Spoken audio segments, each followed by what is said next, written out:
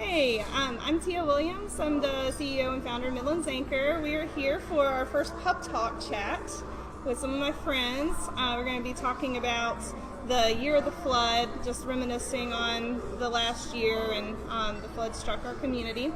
So I have Reba, Campbell, Peter Duffy, and Bill Stangler. And I'm going to let them introduce themselves real quick so they can give everybody an update on who they are and what their background was with the flood. So Reba, you want to start? All right. I'm Reba Campbell, and I'm the Deputy Executive Director of the Municipal Association of South Carolina, and we're the organization that represents all the cities in South Carolina, all 270 of them. So obviously the Midland cities that were affected by the flood are our members, and we have followed very closely what they have been working on to recover from the flood, the lessons learned, some of the best practices from it. And then I watched the flood from bars in Italy, basically. I was gone during the week of the flood, so I left on a Wednesday, riding my bike the day I left. I came home, rode my bike the day I got back, and a lot of the houses that were there when I left weren't there when I got back. So, that was my personal perspective on it. Yeah, definitely. So Peter, we have Peter Duffy. So I'm Peter Duffy. I'm a professor at USC in the Theater and Dance Department. And so my research areas, I look at community issues and figure out how to get theater involved in helping tell the story that's happening within communities. And so the university put forth an incredibly generous grant series that they granted 34 projects funding to do lots of different kinds of research. And mine was an arts-based project, and they saw the value and worth in it. And so there's been an awful lot of activity coming out of the university because of the generous support that the vice president of research's office put forth. So that's how I got involved. And I've spent a year interviewing folks and looking at those interviews and figuring out how to tell their stories through a dramatic experience that would keep them anonymous, but put forward these really important stories that the community needs to hear. Cool. Bill? So I'm Bill Stangler. I am your Congaree Riverkeeper. So I run a nonprofit organization that works to protect the three rivers in the Midlands.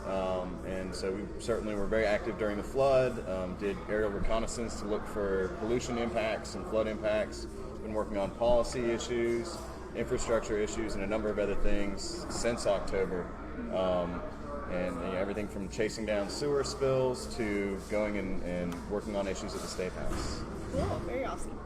So, and before we really jump into this, I do want to thank the guys over at Public House. We're at Public House on Main. See the pretty sign behind us? Cheers.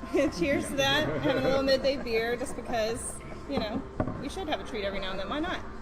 I want to start with, Reba already kind of filled us in on this a little bit, but everybody kind of going back to that first week, what that was like. Especially, I remember I owned a Surf Pro franchise at the time, so we were definitely involved in the preparation side of it. It's a water and fire cleanup company.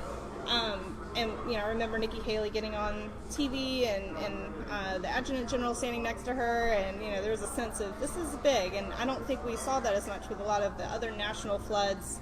I feel like our leadership did a great job of preparing us, but I do think most people like me. I was watching the Clemson-Notre Dame football game the night before, and at a friend's house, not thinking that anything was going to really happen until the next couple of days, if at all, to wake up to, just all the calls and texts and the devastation that was already happening. So everybody kind of go through, what was that like? What did you expect? What was that week like for you? What were the emotion level at the time? Yeah, for me it was, we were in Florida the weekend because my brother-in-law got married. And so we were celebrating and really not paying much attention to what was happening up here. And we had somebody staying in our house, hanging out with our dog. And then we got this frantic series of texts about what was happening, and we were just completely oblivious. And so we came up on Monday. We drove up Sunday night and stayed at a hotel on the South Carolina border because we couldn't get much further. And we were just like, well, let's just hang out here for a day or two until we can get home and see what's happening. And I was able to drive in on Monday, and that drive in, I'll never forget that drive in, and trying to figure out how to get to our house in Forest Acres, and not knowing what we were going to come across because even on a good rain, we have a pretty soggy backyard, and just really concerned about what that was like. And then my wife and family stayed at the hotel, and I kind of got to the house just to see, was it safe to bring the kids? What were we looking at? And so that was just such a surreal. And you're driving across coming into Columbia and just seeing the water that was just up in the tree line. It's like, that is unbelievable. Yeah. That's crazy. That buzz of sirens, helicopters overhead. Yeah. It was surreal. Yeah. And I remember, we had a lot of, it was kind of business as usual in Columbia. Friday night, going into Saturday, there were some events that got canceled. People were saying, why is this happening? And it wasn't until Saturday night when things really picked up.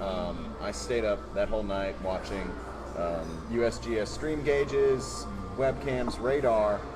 We knew that we were going to get rain, but I don't think anyone really understood. I mean, I looked and we had this big purple circle over Columbia, and it was worrisome, but it was something else. And I think I ended up sleeping over the course of those next 3 days something like 6 to 8 hours the whole time. I mean, it was, but so many things happened, and tried to go out and document what's happening. Where are these problems that we're seeing? And one of the things I got to do, working with some folks from Friends of Congaree Swamp, my organization, was we chartered a plane from South Wings to put us up in the air so that I could see sewer plants that were underwater, industrial facilities that were flooded, the break in the Columbia Canal, a quarry that had breached upstream on the Broad River and flooded, all these things.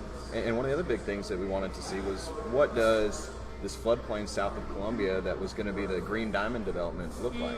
Can we finally put that whole thing to bed once and for all? But that, seeing it from the air, gave it a whole new perspective to me.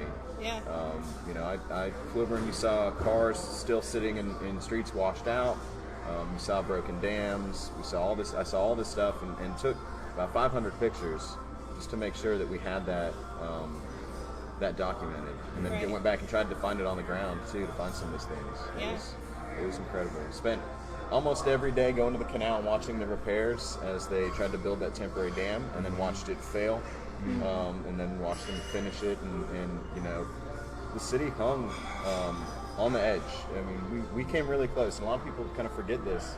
180,000 people came incredibly close to losing their drinking water. And I think that still is kind of this thing that's kind of this understory that we talk about, and we look at the canal and there's this giant hole and we say, wow, that could have been bad. We were a day or so away from chaos. I mean, no water, 180,000 people. Something unprecedented. Right. So we got really lucky, and it took a lot of work from some people to do that. Right. I mean, they watched the National Guard, the City of Columbia, all these folks, contractors, the guys from the quarry that flooded, pulled all the rock that was above water so they could put it in the canal and build that dam.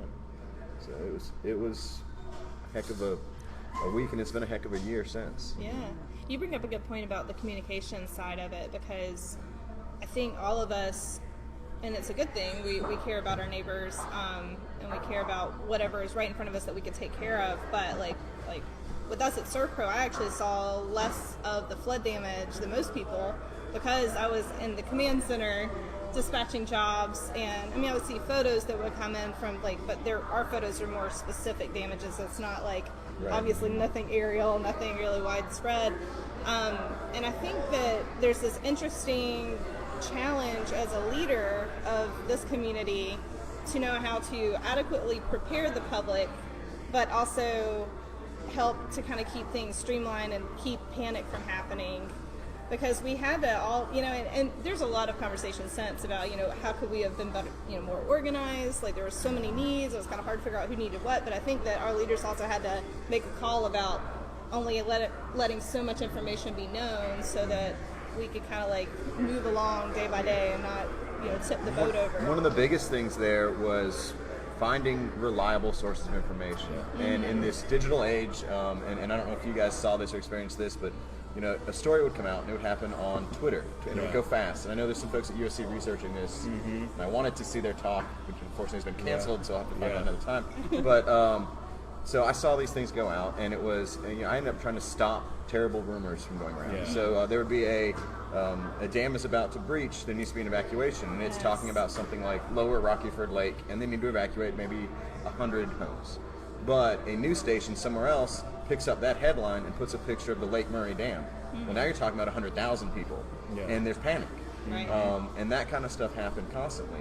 And you know, there are some more mundane issues where you've got, you know, someone starts tweeting out the hippo has escaped from the Riverbank Zoo into the Saluda River. Well, Riverbank says we don't have a hippo. It's either a really great excuse or it didn't happen. And you know, that thing kind of it takes on legs of its own. It becomes its own story. And you know, so the trick was, and it was very difficult. What are the most reliable sources of information? And that's what I found. What I wanted to do a lot of was I want to get people the important information they need, make sure it's accurate, it's right, and it's something they can use. EMD, South Carolina Emergency Management Division, did a great job with that. And they had their folks who were, they would tell That's you what stuff. they do. That's what they do, and absolutely. And we saw our law enforcement and first responders doing the best they could. And those, you know, I did a lot of stuff with the news stations, and I think those folks slept even less than I did, and it was hard. It was hard to keep up. You know, I remember they were reporting on a dam break. Someone like there's no dam there, there's no lake there, and so we're talking, trying to okay, let's fix that. Next time they go on, here's what they're going to say, or you know, when they talk about, hey, the Columbia Canal broke, we lost we lost a walking trail in a greenway. And I walk up to the reporter and I say, that's our drinking water source. They're like, get me back on camera. You know, this is bigger than that. But yeah, finding that right information and not letting bad information go through things like social media. Really That's incredible. really tough. It's like there's a blessing because you can social get stuff out there fast. Social media was amazing, especially for how quick we were able to meet people's needs because of social media. All these Facebook groups that pop up and stuff. But the other side of that is, you know, how do you keep the chaos, you know, at a normal level? And it wasn't just in the moment. You know, it was the days and weeks following too. That there are all these rumors about what FEMA was going to do, what the federal government was going to do, what the state was going to do, what the city was going to do. Right. And, Where there were water stations. I mean, there were just so many rumors that were swirling around that were dizzying for people, particularly people who had high impact because of the flood. It was, you know, in the research that I've done, that was one of the most pronounced and aggravating experiences. I mean, sure, you know, the flood was a natural disaster, and you don't take it necessarily personally, but when you're dealing with, and you're in the throes of that, and then you get so much misinformation that you just throw up your hands a little bit. Like, what can I do? I can't do anything. Right. Until if somebody tells me something that's true. And even the traditional news sources, like I said, I was in Italy watching this from afar, and we depended a lot on social media. One of the friends I was with lives right on Lake Catherine, and so we were watching people's tweets all through the afternoon and evening, and we kept saying, well, we need to go back to the traditional news channels and all, but they didn't have any better information than the average Joe on the street who might have even had better information. And news they start pulling that stuff from social media. And that's what I'm saying, you know, and so you might be able to flip on, especially if you're in Italy, you can get the Weather Channel and you can see Jim Cantori, who's back in South Carolina right now, I guess, you know, standing by the Congaree River talking about something. But you could probably find, you know, your neighborhood if you search through Twitter or, you know, Vine or Facebook or I don't know, name every social media platform. So, Reba, from a municipal standpoint, I know that you probably were in all meetings that were addressing this exact subject. How did each individual municipality kind of work through that? And I'm sure they had to have, you know, regional meetings. Oh yeah, there was a lot of regional cooperation, especially where infrastructure was concerned. There's some great stories about Columbia, Casey, and West Columbia working together on the water and bringing the pipe across the bridge. There's a story like that on the Anchor that you're able to give us. And so that I think there was the key to that was a lot of planning that they had done and lessons learned already from other disasters or almost disasters. I think all the cities in the area were very well prepared from a crisis communication standpoint. But as the governor has pointed out so many times in her communication in the past 24 hours, it's a whole different animal to have to communicate about an immediate disaster like the flood versus what we're dealing with this week with the hurricane, because we're able to prepare and look forward and at least have models. Nobody had that last year. And so everybody was flying by the seat of their pants. And you know, I remember sitting in a cafe somewhere in Italy watching Craig Melvin doing a Facebook post. I think it was Judy Gatson in right near my neighborhood, and so I figure, okay, well, they must know what they're talking about. They're talking to my neighbor, and there she is in her yellow slipper and her boots, having just come out of her house. It's got water up to her waist, and she probably does know what she's talking about. Right. But do you know anything specific that, like any policies that have been put in place even this week that you've heard of, that, you know, like a trial run from last year that they were able to I haven't implement? heard anything specific this week. That's probably something we'll hear about Yeah. after the fact. You know, one of the local government stories that I think is so interesting and kind of heart-wrenching and heartwarming at the same time is the story of Forest Acres, and how the police department was, the officers were literally at the funeral of their fallen officer when all this stuff started. And just, I mean, I just get chills thinking about it. One of my coworkers is close with the family of the officer, and listening to her talk about how that all came about, and the support that the city was giving them already, and then the police turned around and had to give that support back to the city. Right. It was just amazing. Yeah, that is amazing. That's one of those local government stories that you don't really hear the behind the scenes. It's not process, it's not practice, it's from the heart. Right. And they had a lot of practice with the heart that week, and then in the ensuing year too. Yeah, and speaking of, you know, just that heart of the community, like in general, how did you guys all assess the development of just everyday citizens, how we relate to each other? Because I heard a lot of stories even recently about, you know, pre-flood and post-flood in terms of how things happen. Like a lot of people I know in their neighborhoods are a lot closer to their neighbors now, and just community groups seem to have, you know, a new dynamic to them. I think that there is a new community here because of the flood, and I've heard some people say that they kind of almost look at it like they wish it were stronger. They wish there was more that came from that opportunity to, you know, really address issues in our community and help to, you know, make that connection even better. I mean, you were able to go out and document, you know, especially like the emotional side of what was going on in a creative format. Like, what did you kind of see from like right when it was going on to even now, as far as how we've bonded as a community? Yeah, I mean, the stories of help and the people who came out. I mean, they're amazing stories of. You know, lots of people were out of work or off of work that week, and so they were able to go and help out at a house and, you know, rip up flooring or and just, you know, people like me were going through their sheds and taking out every useful tool they could and going to people's houses, and there were hundreds of people at these houses, right? You know, helping out, and so. And a lot of the thankless jobs, like you talk to churches, and they would have people that were who just volunteered to sit and watch stuff come in and say, okay, now this goes over here, and we're taking socks into this classroom, and water, we're not taking water anymore, that has to go to this shelter, and you know, so there was all different ways that people were helping, which was really just a remarkable thing to see. Right. You know, and I think that the first days there was just particularly the first week, there was just an awful lot of goodwill that was shown.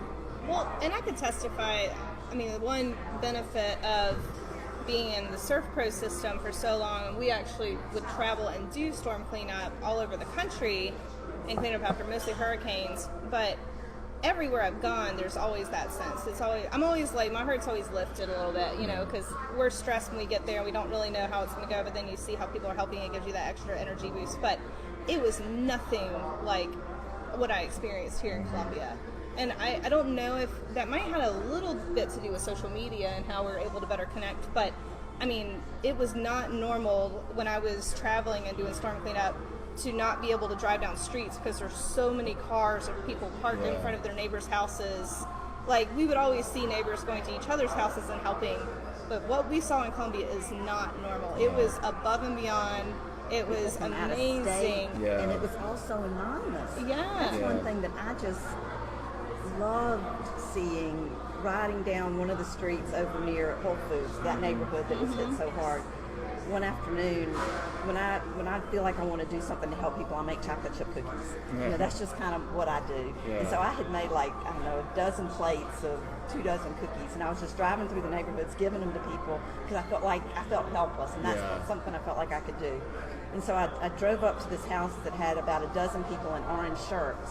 So I knew they were from some organized entity. And so I gave them 2 plates, and I said, "Thank you for being here. Tell me where y'all are from." And they said, "Well, we're from Tennessee." I said, "Well, what, are you with a church, not an organization?" "Well, that really doesn't matter. We just want to be here and do good. It doesn't matter where we're from." And I thought, you know, they're not wearing their T-shirts emblazoned with "We're from the so-and-so organization." They got in 2 vans and came from wherever, Tennessee. Right. They told them where they were staying. Yeah. And we saw that everywhere. Right. It was amazing. Yeah. And I think we saw it from the outset of that storm through that recovery process, whether it was people who linked arms to make a human chain to pull someone out of the water, people who went to rescue their neighbors. I talked to people in the kayaking community who said, "I've got a boat. I can go and I can see if someone's in this house. Right. Maybe I'll save a person, maybe I'll save a dog." To the people who went to complete strangers' house to have to gut the drywall and pull out the insulation, all that, never having met the person. I mean, it was impressive to bring in supplies to communities that maybe folks had never even been to before, Right. That have been cut off, and it was impressive. And the pets is when I'm a huge dog person, and there was a picture, I think it was in the state newspaper, I can't remember where it was, but it was a guy in a slicker, waist deep water, pulling a black lab out, and he was holding that dog with the same tenderness that he would have held a child. And I thought, that's a heart right there, somebody treating a family's pet with the same level of compassion that they would treat the child. And that was part of that family. Right. And they didn't leave the dog just because it was a dog. Right. And we were talking a little bit earlier about it's good that we are more prone to helping and to trying to look at everything from a more positive outlet. But we were also discussing there's still wounds, and and we want to respect too the people that are still struggling with this, and recognize that a lot of people are hurting and have been hurting for a long time and didn't necessarily even know how to reach out for help, and didn't know where that line was where they felt like it was worth even talking about because so many people are struggling. But that is something that we carry that weight as a community as a whole, and I don't know individually how we address that, except for maybe just acknowledging it and trying to, especially during the holidays and during the hard times in general. I know that there's a lot of need still. Our nonprofits are amazing, but there's only so much people can give. I don't know if you guys have come up with or had any opportunities or experiences, think about creative ways that the community could take that next step forward and try to especially bring people out that might not have felt like they were really getting heard in those situations. The United Way announced its big campaign this week to kind of revitalize that whole effort, which is So very necessary. appropriate. Well, you interviewed a bunch of people, so what was that like, having that one-on-one conversation with folks?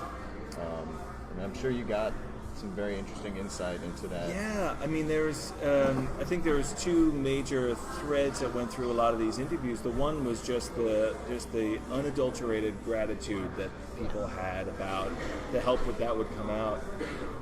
And I think the other part of it too was that there was a bit of silencing that comes from that gratitude.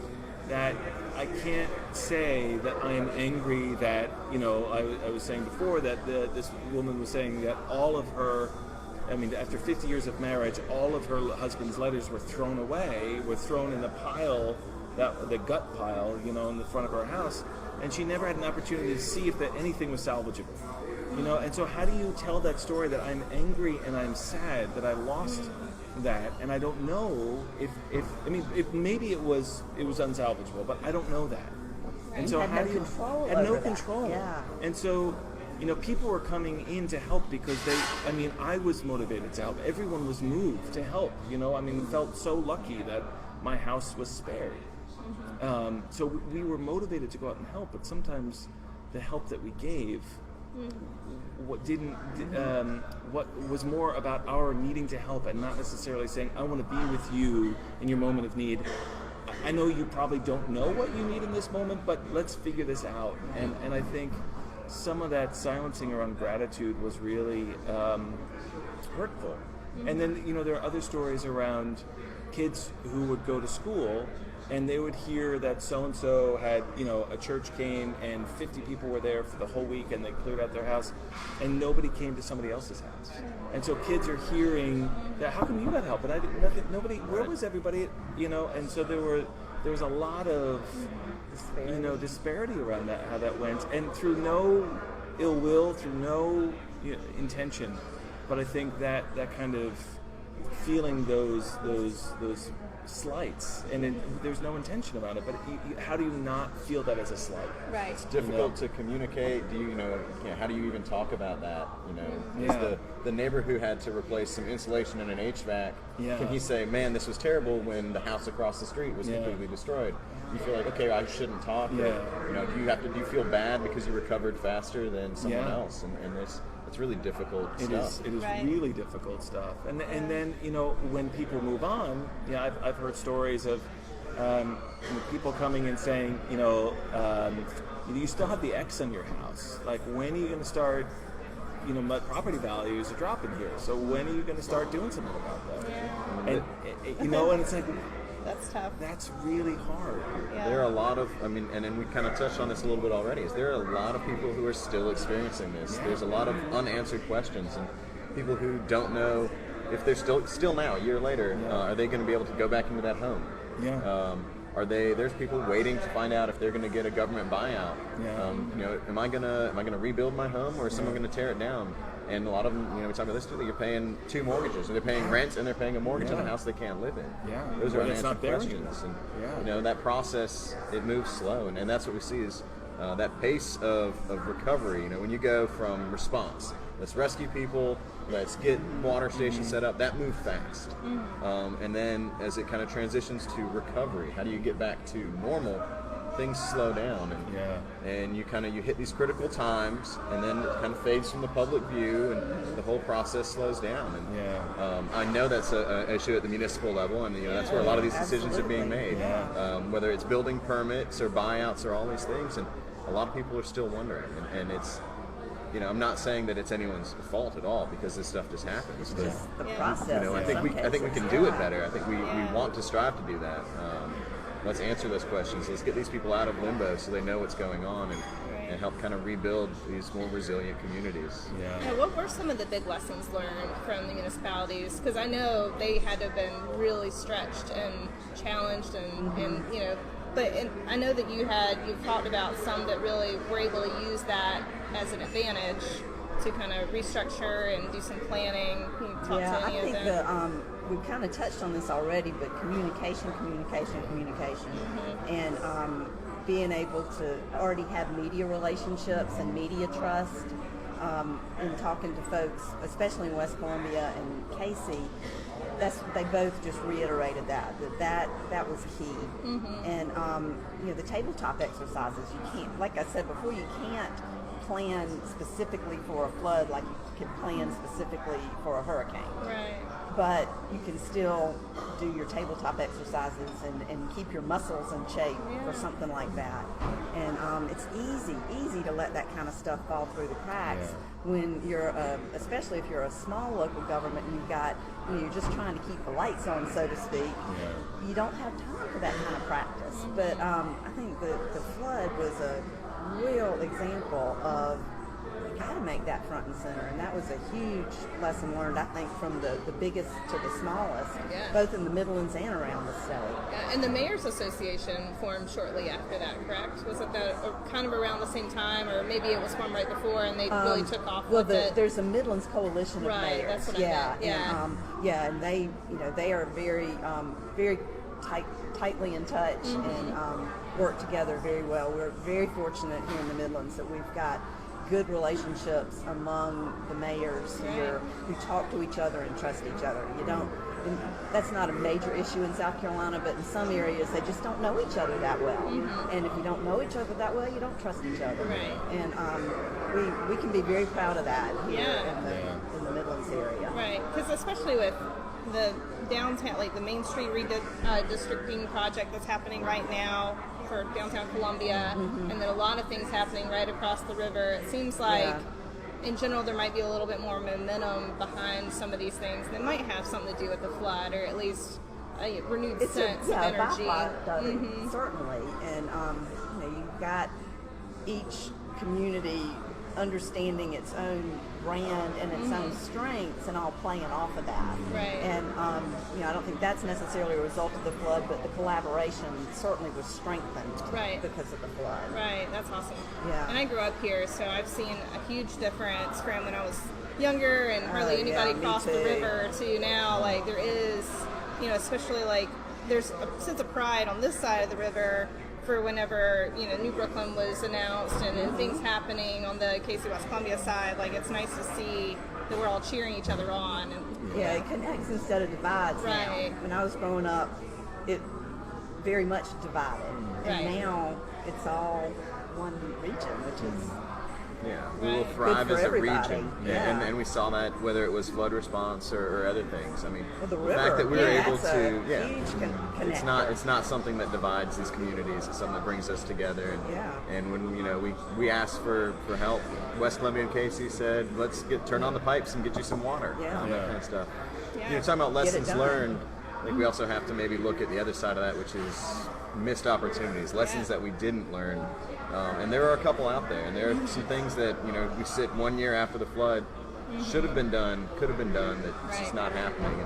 And there are a few of them. I think we have an opportunity to look at how we deal with floodplains.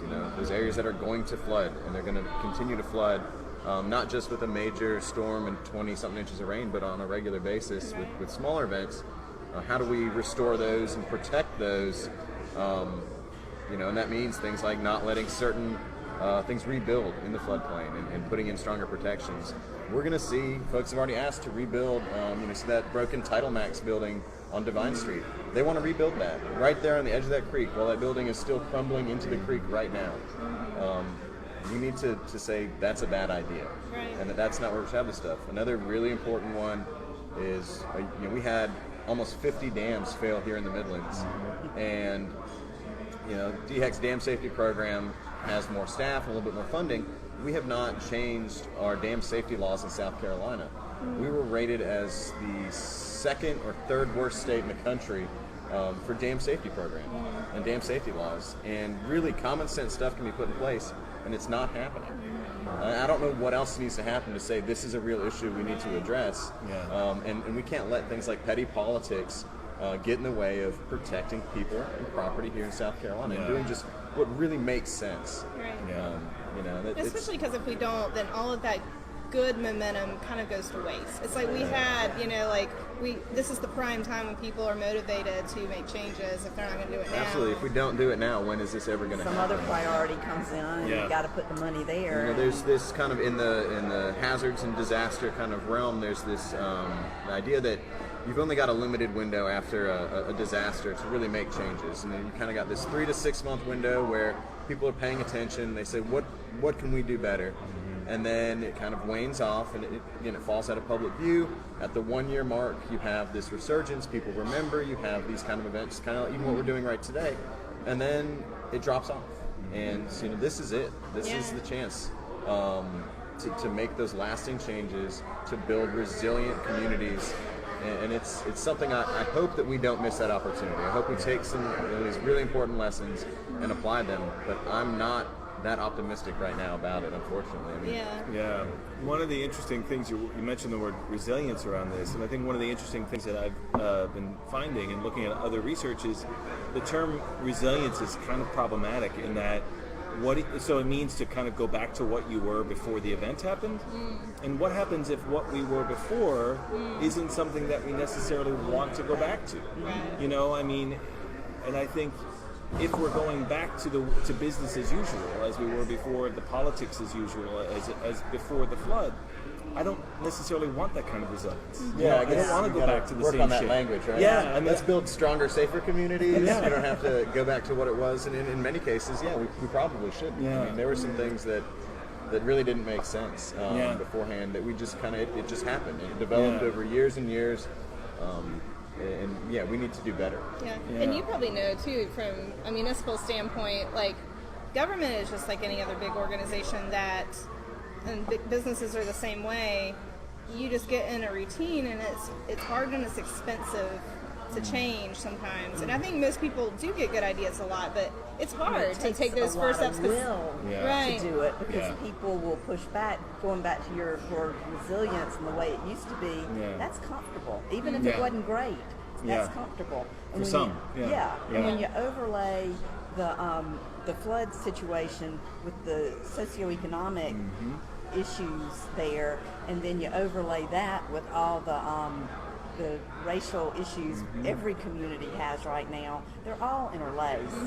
And I don't think I know there's not a simple solution to it, but it all stems from the same little pod of caring for people and keeping your eyes open for people, and you can't institutionalize that. Right. And the thing about a disaster that's different from other things, I don't know, a fire in a building or something like, some other devastating thing, is that it's completely indiscriminate, and I think it forces people to be vulnerable together. And I think that is something that opens up an avenue for change. If we recognize that, I might not have a job that gets me lots of money, and you might be very wealthy, but we both lost our houses, right? And so we share that in common. There's an equal vulnerability about that we get to be human beings together in a way that we don't get to experience very often. And that vulnerability quickly dissipates. I mean, unless it recedes like the flood. Somebody that helps it keep together. I was talking with a friend of mine whose parents were over in the Lake Catherine neighborhood, and they got back into their house June, July-ish. And she was talking yesterday about how the street had a party last Sunday, and she said people were talking about things they never would have talked about before, like, I can't pay my mortgage, or this bank rejected me. And these are, for the most part, fairly affluent people who never would have talked about that kind of stuff before. And it creates a sense of community that wasn't there before, and hopefully there's some residual positive effect from those kinds of vulnerabilities, to use your word, that may help in other ways that we can't even imagine right now. I'm a firm believer that the communication piece of that is the most important part, because part of the reason we started The Anchor was because I wanted to have an online platform that brings together a lot of the strong areas that are kind of siloed in our community. Like, we have a lot of really great strengths here, and I think part of the reason it doesn't get talked about a lot is because there's not a lot of awareness of how all of these, one, just exist, and then how they would overlay and how they overlap. And I was kind of excited about the way those walls were being taken down. There was a little bit of sense of, at the end of the day, we're all, in this together. And a lot of people found out about things going on in Columbia, in the whole Midlands area, that they had no idea about because of the flood. And I hear people talk about that all the time. And they've been helping out in a part of town they had never been to before, and discovered and met people and found restaurants. And it seems almost as simple as just basically playing on that, trying to keep that conversation going, keeping that momentum going after the flood. And I think that does take leadership, and it takes, an opportunity for people to meet, but an intention too, because if people go back to their own little areas, see again, that's not going to happen. Right. So but that's what I was thinking. If you flatten the structure, you kind of have to rebuild from scratch, which I think some of the municipalities did do that. Did you see any examples of some that were able to kind of build a really strong team, or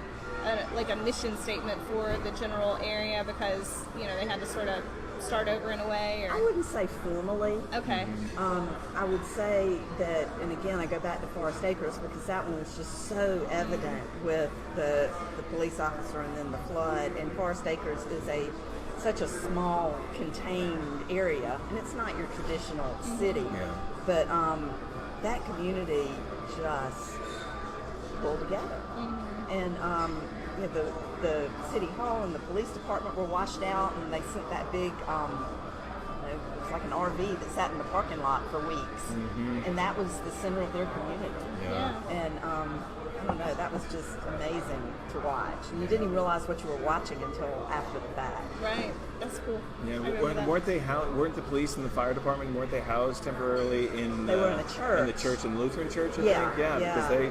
because they were experiencing the same thing everybody else same was. displacement, yeah. Right. And I think the other thing we have to mention too is one of the people that I interviewed said this, and it just hit me in the face. We were talking about how Columbia came together in a really special way that we might not have seen in other places, but maybe that's just our experience because we were here. It's hard to say. But the person was saying that we have to acknowledge what we went through as a state in the months before. You know, Exactly. I mean, the murder of Walter Scott, and then the murder of the Emanuel Nine, you know, and then the police officer in Forest Acres who was murdered, and the flag. I mean, we went through so many things in a 6-month period. I mean, starting in April. I think Walter Scott was murdered in April. Was shot in April, and you know, we went through so much in a very short amount of time that we were really wondering who we are as a state. You know, and we get to think about our past in what we're doing in the present. And I think using that and just the incredible grace that was the shown, word I used, yeah. you know, around forgiveness. It was just so. I still have a hard time digesting what that means, you know, and so I think this was all in the air. This was in the ether when this happened, and I think, I mean, for me, it feels like that was an incredibly important part of the story, and how we came together, and how we exercised. What does it mean to be a resident here? What does it mean to live here, and you know, to raise families here, and to it's just Just part of something bigger. yeah, Right. yeah. Yeah. I mean, we're all, you know, passionate people who are obviously in our jobs because we care about what we do, but, and I know it's complicated, like, it's almost like a little naive to just throw out, you know, well, this is all we need to do. And we hear that a lot. If you ever get on Facebook, you hear that. Yeah. But, Black and white. but Yes I, and mean, no. I would like to hear if any of you have tossed around just a vision of what it could look like here, like building on some of that, you know, the grace, the forgiveness, the vulnerability, lessons learned. You know, do you ever think about 5 years out, not even that far out, just what, you know, little streaks we could build upon and really like kind of focus our energies there and what that could be? A lot of it starts with the kids, the little kids. And whether it's in public schools, private schools, kindergartens, on your street, at the park, you know, this is still, Columbia is still a fairly divided community, and I don't mean that, you know, racially, because I mean it is to a degree by neighborhoods, but we've got haves, we've got have-nots, we've got huge downtown churches, we've got teeny little rural churches, all right in the community, and there's just not a real mechanism for interaction unless Yes. there's a disaster, Right. and then it happens. And how do you get that same sense of grace going when there's nothing there you have to pull together for? Right.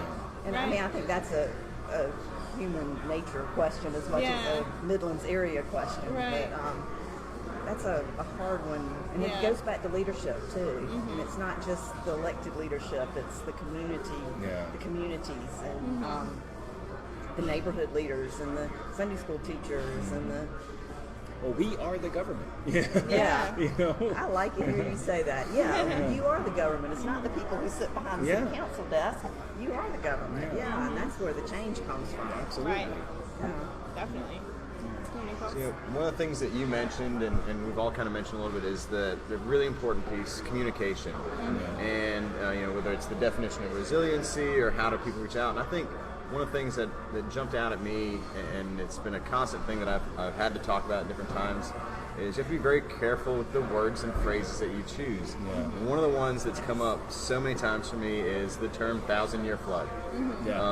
And so, you know, I first heard that, and the governor said it, and then everyone started repeating it, and I cringed because I do I'm a river scientist, Yeah. and it was not used accurately in that situation. But it also gave people a false sense of security after that event. Yeah. So a 1,000-year flood does not mean that we won't have another flood for another 1,000 years. Yeah. It means that there's a 100-year flood would mean there's a 1% chance you could have that event any given year. So in this case, it'd be a 0.1% chance. But that doesn't mean it can't happen again. You know, if you lay out 100 cards and you flip one over, that's your 100-year flood. You reshuffle it, you could flip that same card over every time. Yeah. You know, the odds it could happen. And I think it's really important to look at that. You know, what we actually had here, some urban streams had a 500-year flood. The Congaree River itself was like a 25 to 50-year flood. So this was not the worst flood scenario that could have happened, and it's never going to happen again. Right. It could very well happen in our lifetimes, and we're actually staring down at a major hurricane that could make landfall in South Carolina. It could happen this week. Yeah. So, you know, we have to be very careful how we say things and what that means to people. I know I got phone calls for a lot, and people said, 1,000-year flood, who was keeping track 1,000 years ago? Was it the Catawba Indians and the Vikings? Do they have these records? You know, what does that mean? And I had to explain, no, it's a statistical analysis, this is what it means. But we can't afford to sit back and say this kind of stuff won't happen again. We need to start now to plan for that next disaster and prepare for it, especially if you look at things like climate predictions. And climate scientists say we're going to have more extreme weather events, more droughts, more floods. We need to start preparing ourselves now for a more volatile future so that we can reduce those losses and protect our citizens and our communities. Yeah, that's a good word. Communication is a big part of it. Yeah, definitely. I agree 100%. Well, do you guys have any, the last words in terms of, general reflections or anything that we haven't said yet? Maybe we start. I'll tell you one story that I didn't exactly fit into our conversation, but it just is really interesting to me. It happened in Mount Pleasant, and the mayor of Mount Pleasant got a call from, I think it was like a producer at CNN, one of the advanced people saying, okay, we hear y'all got a lot going on down there, flooding, stormwater issues, tell me about it. And she said, well, we really don't. Everything is working the way it should. Well, let me have my reporter call you and we'll talk to you some more. She said the same thing. Well, the drains are flowing like they're supposed to. Everything's working right. We've got some high water, but everything's working right. They didn't want to interview her because everything was working right. She never was on CNN because that's a good day then. Exactly. There was no It is a good day. If CNN doesn't want to talk to you during a disaster, you're doing something right. But I just thought that was such a telling story of good preparation and things working the way they were supposed to. And that doesn't always happen in a disaster, but she tells the story in a lot more humorous way than I do, but I just think it's a really good example of things working right. Well, I will definitely say too, and we didn't really mention it, but the very first days after the flood, when things are usually the most chaotic, I don't think that we understood how unusually smooth that week was in terms of, there really wasn't any violence or looting or, generally we all kind of knew where to go, how to be safe. There could have been a lot more lives lost if our National Guard hadn't been on top of things like they were. The rules to stay out of the bad places. It was heartwarming for me having gone to other storm sites for years and seeing kind of their devastation compared to ours, what it could have been. So we don't want to get lost in that. That would be my that's like last proving word. a negative. How do you know you were successful in something like that? Somebody didn't die. That's really hard to quantify, but that's a really good point. There could have been so many other things that went wrong from a communication standpoint. Right, and obviously to pay huge respect to the families that are still grieving, especially right now. It's got to be such a hard time for them. I think one of the things that'll stay with me for doing this year's research is, the incredible stories that I've heard are there was a carpenter who paid his whole crew, but didn't charge this one neighborhood a dime. And he went through and they rented the big dumpsters and did just an incredible service for this community. and they were trying to figure out what to do. I mean, there are just so many stories of these incredible acts of generosity and compassion and working together in a really meaningful way. You know, I mean, so often we can be very bumper stickery about how we, help each other out and we're here for our neighbors and this kind of aw shucks mentality. But there was just an incredible amount of decency and kindness that was displayed. I would love to be able to capitalize on that and to remember that we all have that capacity all the time. Right. We don't need to wait for a disaster to really have that sort of influence and impact on other people. Right. And I mean that Solzhenitsyn is said to have said, you can't hate people whose stories you know. And I think, just it was such an opportunity to know each other's story and to be vulnerable with each other and to just be okay with that and not protect ourselves so much around you hear something you don't like and shoot it down because it's uncomfortable for you. There was just a lot of being okay with stuff, right, and being uncomfortable with it, and having that be like, I don't know what's going to happen tomorrow, but it's okay. And I hope we can capitalize on that because we just saw so many really inspiring examples of that. Right. That's good.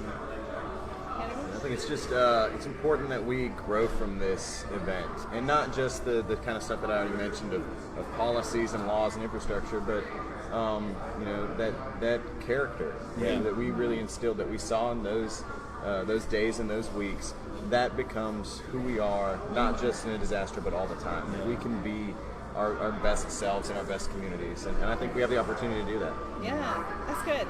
And that would be my last word too, is just that part of the reason that we started the Anchor was because I don't know if a lot of people really know the story, but I grew up here, moved away thinking I would never ever come back, lived in DC and Virginia, and then I moved back 8 years later, kind of reluctantly, but I have seen something very organic and ground level in this area that is different. It's different. It's hard to put into words. I know all these other people who feel the same thing, so it's real.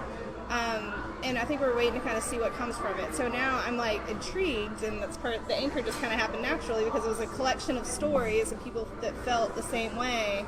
And so I feel the same way. I don't want us to ever have this glazed over view of this area and just look, kind of our heads in the clouds. I want us to really focus on where we can push ourselves and we can strive for greatness. And we keep talking about this area has so much potential, but it's like, well, who's going to push us to that potential? It starts here. So I just appreciate what all you guys do and what you did during the flood and what you do on a daily basis. And, I think it's inspiring for me at least.